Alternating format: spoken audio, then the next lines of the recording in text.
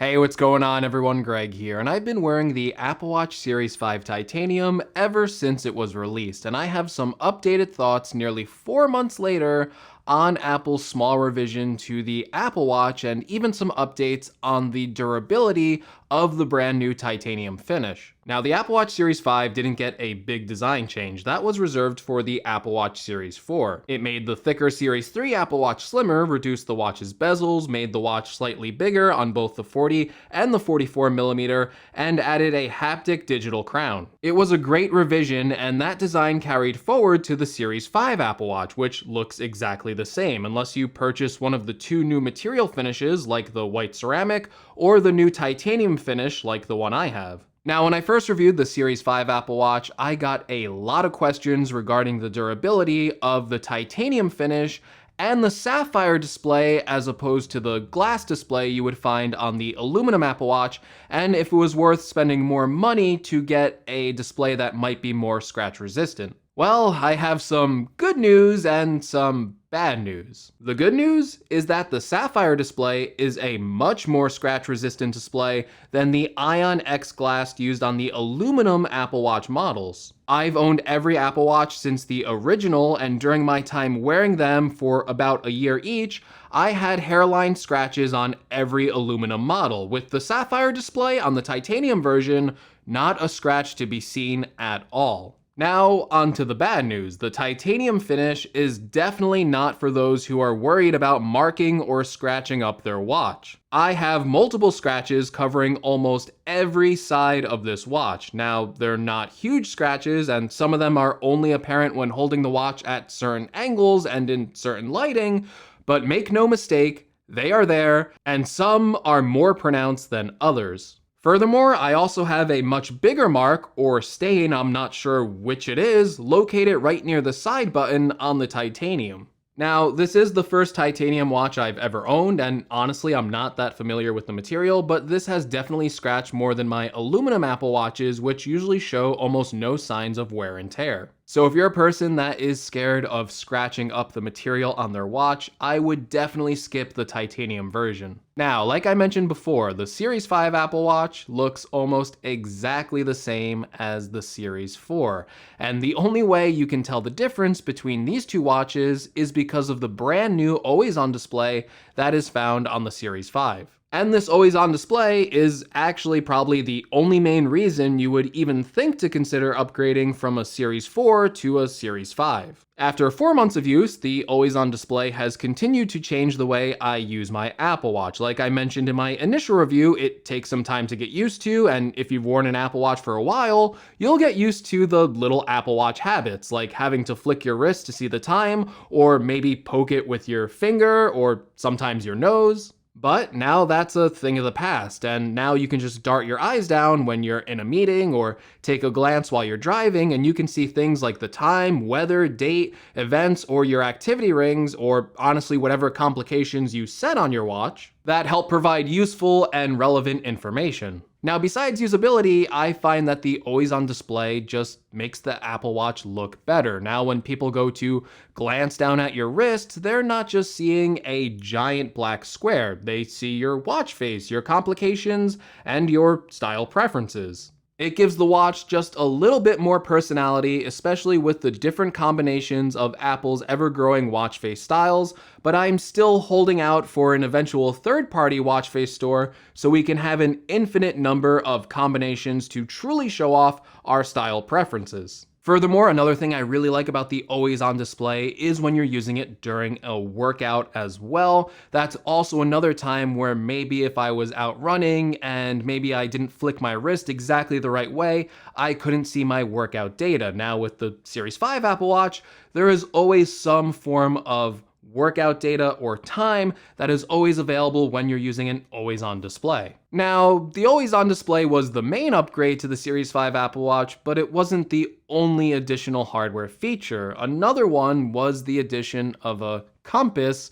which I honestly haven't found all that useful in my 4 months of using the device. Another hardware upgrade is the additional 32 gigabytes of storage, which is nice not to have to worry about storage on your Apple Watch, especially now that you can download larger files like audiobooks, but I haven't even come close to filling up the Apple Watch Series 5 storage just yet. And other than that, there's really no new hardware upgrades for the Series 5. Sure, it has an S5 chip, but it's the same exact performance as the S4 chip. And while I was disappointed the Apple Watch Series 5 didn't get a speed upgrade, after using it for 4 months, I guess it kinda didn't need one, as almost every interaction I've had with this device has been smooth and fluid, with the occasional little loading circle thrown in every once in a while. Apple really has come a long way in terms of performance, especially when you compare it to the original Apple Watch, which was just painfully slow. And while I think even Apple has taken a step back trying to force third-party apps onto the Apple Watch, there have been some great apps that have come out now, like the Twitter client Chirp, that shows just how feature-rich apps can be on the Apple Watch platform. And other apps like AutoSleep that adds one of the biggest missing features of the Apple Watch, sleep tracking, and does a great job giving you the data you need to take action on your sleep.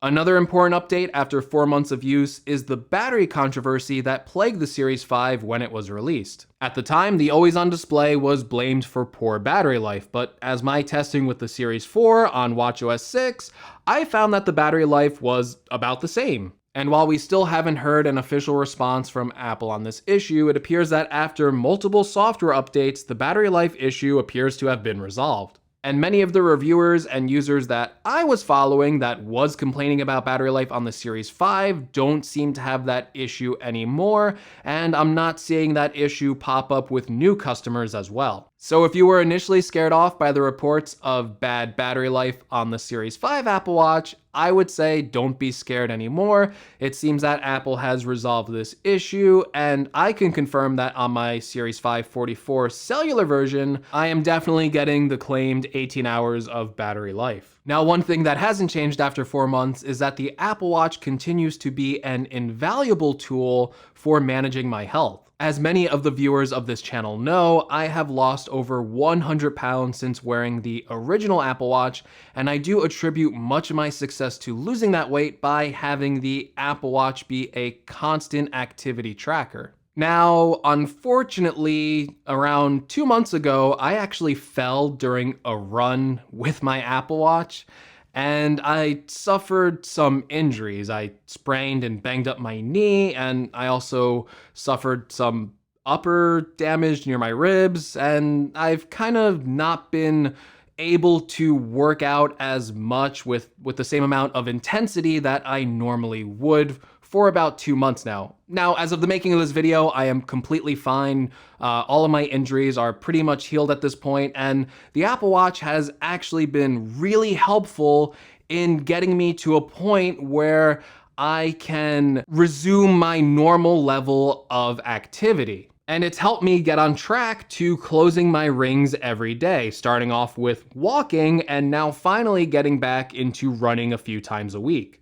And now that I have been keeping a streak well into the new year, for this year, I'm actually trying to get that 365, perfect ring streak that you can get on your Apple Watch. So it's going to be interesting that in 1 year, maybe I can actually report that I did a full 365-day streak. Now, other features like the ECG don't really have any impact on my life currently. There are some apps like Rocket Body. They were a previous sponsor of this channel. They're not sponsoring this video, but that app does take advantage of this feature to customize and personalize a workout plan for you. And it's interesting to see an app like Rocket Body that takes this feature that might not be useful for you and makes it more useful for people without atrial fibrillation.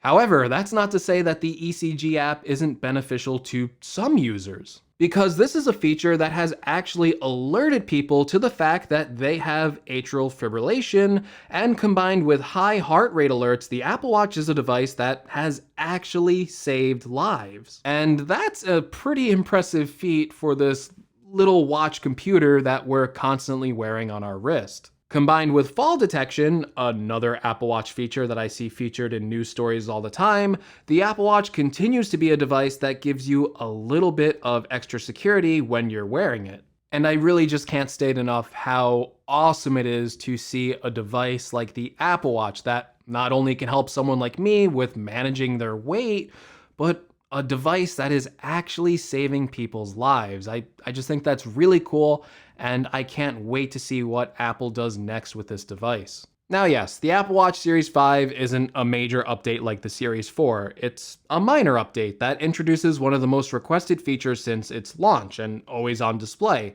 But it just goes to show you just how far ahead Apple is in the smartwatch category, and how there's still no equivalent rival on the Android side. Apple is so far ahead that if you own an iPhone, it is the only smartwatch choice worth considering. The only real choice you have to make is if you save money and go for the Series 3, which now starts at $199, a discounted Series 4, or spend the extra money for the always on display on the Series 5. For me, I think the additional cost of the Series 5 is worth it for the always on display, but I don't think you'll be disappointed with any of the other Apple Watches I mentioned, and I think it's the perfect time to start wearing one. Alright everyone, and that's going to do it for this video. Hopefully this video helped you out. If it did, make sure you leave me a like. If you want to see more from my channel, make sure you're subscribed. Also, be sure to let me know what you think of the Series 5 Apple Watch in the comments below, or ask any questions that I didn't address in this review. You can also show your thanks by looking at the links in the description. I'll leave a link to the Series 5, Series 4, and Series 3 Apple Watch. Those are